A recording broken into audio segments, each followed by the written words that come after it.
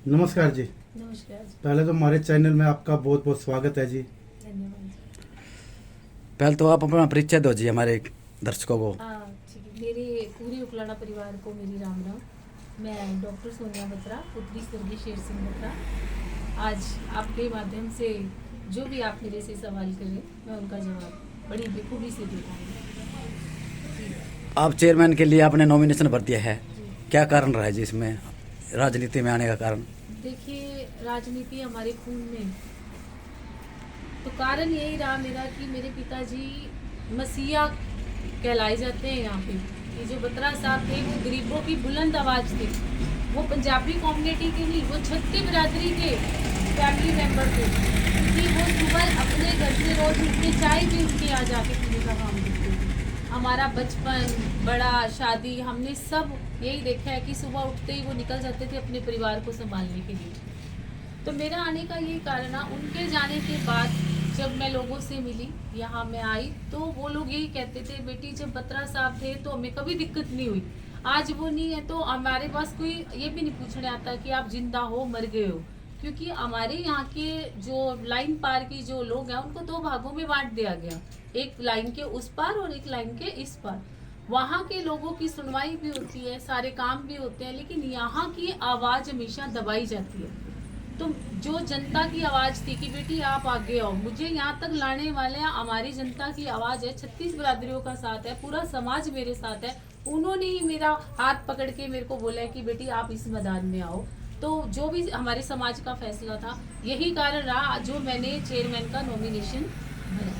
बत्रा जी, आपने प्रचार बहुत लेट चालू किया है, और जैसे रीमा सोनी है, श्रीनिवास गोयल जी की पुत्र बुद्धि है, उन्होंने तो 2 महीने से तैयारी की थी, ये क्या कारण रहा है लेट करने? देखिए, आपने मेरे से ये सवाल किया, मैं भगवान से ये सवाल करती हूँ जी कि उन्होंने मेरे को लेट क्यों करवाया। जब क्या होता है कि रीमा सोनी जी हैं, चाहे और भी प्रत्याशी है, मैं नाम नहीं लूंगी, हमारे जो कैंडिडेट है उनके दोनों हाथों में लड्डू थे जी। पुरुष आए हम, महिला आई घर की औरत, लेकिन यहाँ सिर्फ एक ही थी, वो थी महिला। और मुझे भी नहीं पता था कि सीट महिला के लिए भी रिजर्व हो सकती है, वो भी जनरल के लिए। जब मुझे जनवरी में ये पता चला कि महिला जो चेयरमैन की सीट है वो रिजर्व हुई है जनरल के लिए, तो उस वक्त जो कंडीशन मेरे घर की थी, 3 दिसंबर 2025 में मेरे ब्रदर, यंग ब्रदर की डेथ होगी, वो आप किसी से छुपा हुआ नहीं है। तो एक बार उस टाइम पे एकदम अचानक ये ट्रेजिडी हुई, थोड़ा घर को संभाला। बेटी नेता बाद में हूँ या पहले बेटी हूँ परिवार की, मैंने बेटी बन के संभाला, पूरा खड़ी हुई, थोड़ा सा परिवार में बात करी, थोड़ा सा मैं आगे बढ़ी, मैं अपने समाज के बीच में गई, लोगों से मिलना जुलना शुरू किया, थोड़ा हौसला बना कि चलो मैं आ सकती हूँ।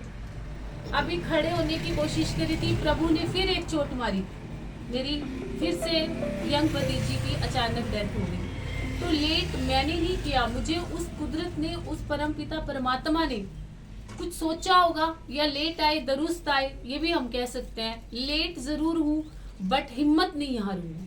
अगर जनता का प्यार साथ मिलेगा तो हमने ये साबित करना है, लेट आए दुरुस्त आए।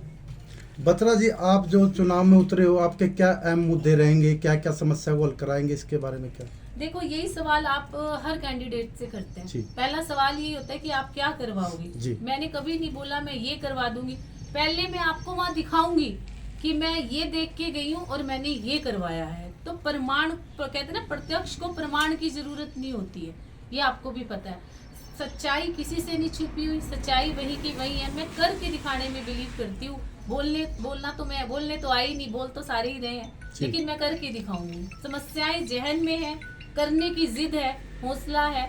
अगर मुझे 36 बिरादरी का साथ मिलता है तो बड़ी जल्दी हम उन समस्याओं से निजात पा लेंगे। बत्रा जी, अभी तक आपने किन किन वार्डों का दौरा किया, आपने किन किन लोगों का समर्थन मिल रहा है, इसके बारे में बताओ। मेरे साथ पूरी 36 बिरादरियों का समर्थन है, उन्हीं के समर्थन से मैं आज यहाँ आपके बीच में रूबरू हुई हूँ। हमारा वार्ड 10, 11, 14 मैक्सिमम वार्ड में मैं गई हूँ। लेकिन मैं आपको एक चीज़ और बताऊंगी, मेरी काफ़ी ये बात हुई, उन्होंने बोला जी हम तो जीत के सो रहे हैं। जब मैं अपने यहाँ वार्ड के अंदर, बस्ती के अंदर, मैंने महिलाओं से बात की, पुरुषों से बात की कि हमारे यहाँ से कौन आया था, बोले हमारे पास तो बेटी कोई आया ही नहीं। जब हमसे बात नहीं हुई, हमारी समस्याएं नहीं पूछी गई, हमने आपको जीत का आश्वासन ही नहीं दिया, तो आप जीत कैसे गए? क्यों हमारे वोट की जरूरत नहीं है, आपको यहाँ आने की जरूरत नहीं। कौन बस्तियों में गई, कौन महिला से कनेक्ट हुई? बाहर से मिलके जाना अलग बात है, आप उनके अंदर रह के जो उनकी जरूरतें, बेसिक नीड्स हैं, वहां तक किसी महिला ने पहुंचने का काम नहीं किया। और मैं वहां पहुंची नहीं, वो तो मेरा परिवार है, मैं तो उनके लिए आई हूँ, मुझे उनकी समस्याओं का सब पता है, क्योंकि वो समस्याएं मेरी भी हैं, ये उनकी नहीं समस्याएं, मैं भी उन्हीं समस्याओं का सामना कर रही हूँ। तो ये लड़ाई मेरे एक की नहीं है, पूरे हमारे समाज की लड़ाई है। आप महिलाओं के लिए क्या कराएंगी जी? देखिए, पहले तो मैं महिलाओं को नगर पालिका लेके जाऊंगी कि ये इलेक्शन आपका है, महिला का है। पहले आप यहाँ आके जिस महिला को वहाँ ला रहे हैं, आप देखो तो सही, क्या वो कैंडिडेट रियल में डिजर्व करती हैं उस कुर्सी के लिए, या फिर वहाँ पे आप पुरुष को लाना चाहती हैं। और रही महिलाओं की बात, देखो मैं छोटी सी बात आपको बोलूंगी, हमारी महिलाओं को बताया ही नहीं जाता, सिर्फ पुरुष यही बोल देते हैं आपने वहाँ पे वोट करना है, या पुरुष प्रधान देश है। तो महिलाओं के लिए देखो जी, सबसे पहले मैं उनको इकट्ठा करने का काम करूँगी। हम एक आपस में कमेटी बनाएंगे, एक संगठन बनाएंगे, उसमें एक लीडर महिला होगी, जो भी हमारी आगे की कार्यनीति होगी, जो भी उनके लिए आजकल तो बहुत सारी महिलाएं एक्टिव हैं, जिनकी पढ़ी लिखी महिलाएं हैं, जो आवाज़ नहीं उठा सकती, घर में ही है, उनकी जो पढ़ाई का जो फ़ायदा है वो मैंने उठाना है। लाइब्रेरी बनवानी है, ताकि हर महिला वहाँ एक लाइब्रेरी में रहे, वहाँ पे जो पढ़ी लिखी महिलाएं हैं वह सारी आके अपना योगदान दें, बच्चों को पढ़ाने का काम करें। शिक्षित हमने फलाना बनाना है। अगर बेटी एक पढ़ी है तो वो 2 परिवारों को आगे ले जाने का काम करती है। तो मेरे को महिलाओं को ही आगे लाना है, और मैं महिलाओं को बहुत ज़्यादा वो मानती हूँ, देवी का दर्जा देती हूँ मैं एक महिला को। अंत में हमारे चैनल के माध्यम से वासियों को क्या संदेश देना चाहोगे? आपके चैनल के माध्यम से मैं तो यही कहूंगी, अगर सीट महिला की है तो वहाँ एक महिला ही बैठनी चाहिए, पुरुष नहीं बैठना चाहिए। बस मैं तो आपके माध्यम से यही अपील करूंगी, और ये भी बोलूंगी, जिस महिला को आप लाना चाहते हो ना, उनसे एक बार रूबरू होके बात करो, एक डिबेट करते हैं, हम लोग मुद्दों पे बात करते हैं, और जो कैंडिडेट रियल में डिजर्व करता है वो जनता का फैसला है, और जो जनता का फैसला होगा वो मान्य होगा। बहुत बहुत धन्यवाद।